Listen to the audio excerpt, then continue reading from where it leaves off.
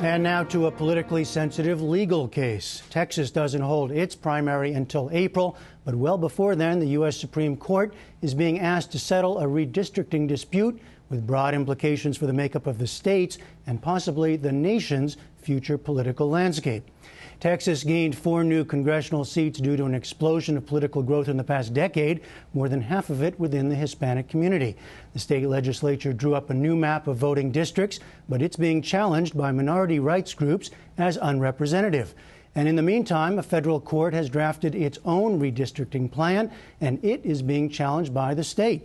All of this was presented today in arguments before the Supreme Court. Outside the court, both sides weighed in. Texas gained 4 new congressional seats because of Latino population growth. But the redistricting plans enacted by Texas created no new opportunities for Latino voters in the state.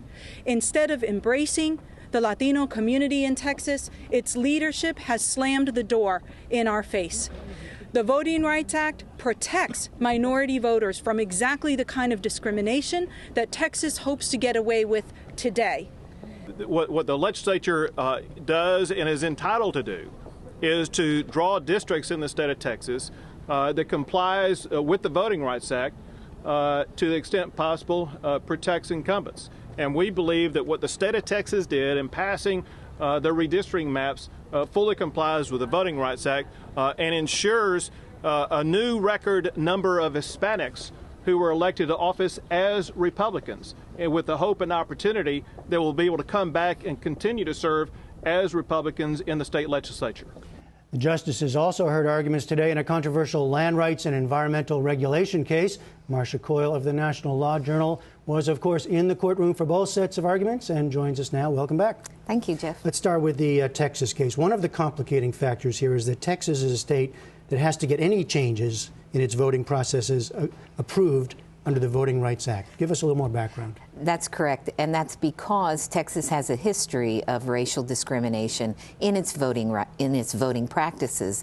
It's called so-called covered jurisdiction under the Voting Rights Act. There are 9 states that are covered jurisdictions with similar histories, and most of them are in the South, but there are counties and cities in an additional 7 states, some in the Northeast, some in the West, that are also covered jurisdictions. Texas had 2 options here when it drafted a redistricting plan after the 2010 census. It could go to the United States Attorney General to have the plan approved the quickest way, or it could go to the Federal District Court in Washington, where it actually went, and it's still in the process of having that court review the plan. All right, so I laid out some of the what's happened here, and you just gave us some more. What is the legal dispute that is before the court? The fight in the court today is really over an interim redistricting plan that was crafted by a federal court in San Antonio, Texas. After Texas asked the district court in Washington for approval of its plan, at about the same time, 8 organizations, individuals, mostly civil rights and minority groups, challenged the Texas plan in San Antonio, Texas Federal District Court as violating the Voting Rights Act as well. As the time came closer to the primary election, the district court in Washington knew that it wasn't going to complete its process in time, so it told the San Antonio court, prepare an interim plan. It didn't prepare that plan, and that was what was fought over in the Supreme Court today.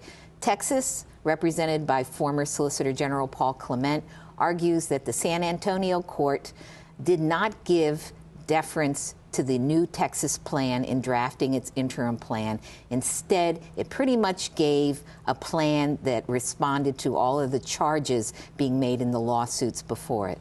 In the background is this larger question, constitutional question about the Voting Rights Act itself, right?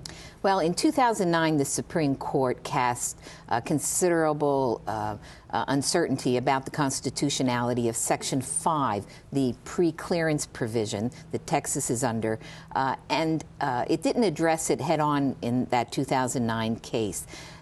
It's in the background of this case, but today the Chief Justice made it clear that it wasn't directly coming up in this case. States want to get out from under it. Oh, absolutely. And they feel circumstances have changed. I mean, some of these pre-clearance requirements go all the way back to the late 1960s. Now, I said there were big stakes here, big implications. Explain it. What if for those who don't live in Texas, what's at stake here? Well, I think first of all there are very important political implications. As you reported, Texas gained 4 new House seats, and how that plan ultimately comes out may have a bearing on who controls the U.S. House of Representatives after the general election. And secondly, it's the Voting Rights Act, probably the most successful civil rights statute in our history.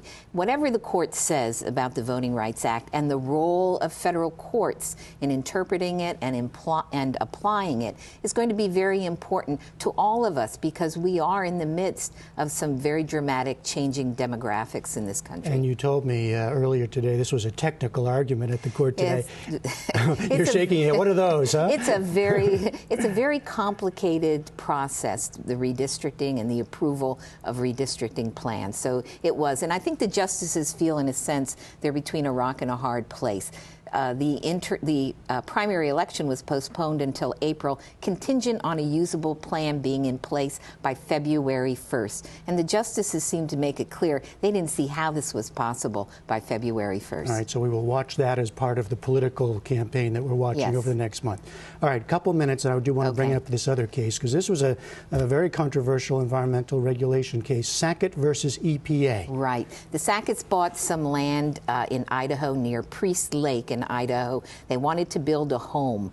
They prepared back in 2007, I believe, to build that home by filling in the lot. EPA issued what they call a compliance order saying, wait a minute, this is wetland property. You can't do this. You have to return it to its natural state, or you will face penalties of up to $37,500 per day until you comply. The Sacketts didn't believe that their property was wetland, but they had very few options available. They are in the Supreme Court today arguing that they have a right to go to court to challenge that compliance order. But the lower court... Rather than just wait to go back to the EPA. Exactly. Lower courts, including in the Sacketts case, have held that there is no pre-enforcement judicial review. You have to wait until EPA takes the next step, which is an enforcement action against you. So why did it get to the Supreme Court then? Somebody felt otherwise, right? That's right. Well, actually, the Sacketts lost in the lower court, so they appealed to the Supreme Court. And I would say that the justices were very hostile, it appeared today, to the EPA. The government's lawyer, you know you're going to have a bad day if one of the justices says to you, as Justice Alito did, if you presented the facts of this case to the ordinary homeowner, wouldn't that homeowner say, this doesn't happen in the United States?